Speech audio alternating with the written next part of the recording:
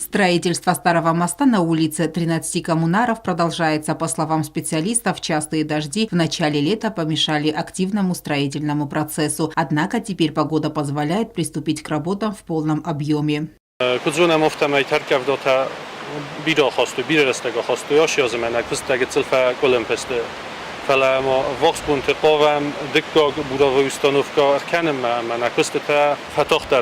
Вадим Джикаев добавил, что сейчас на объекте работает 7 человек. Для того фронта работ, которые мы сейчас выполняем, их достаточно.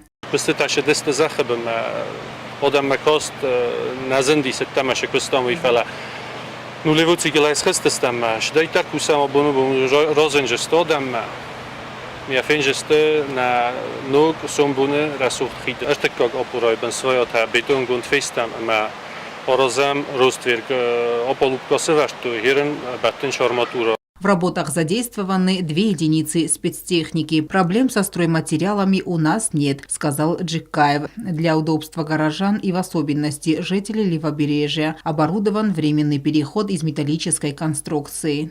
Алена Утева, Аида Кочева, Зарима Арсоева. Информационный выпуск сегодня.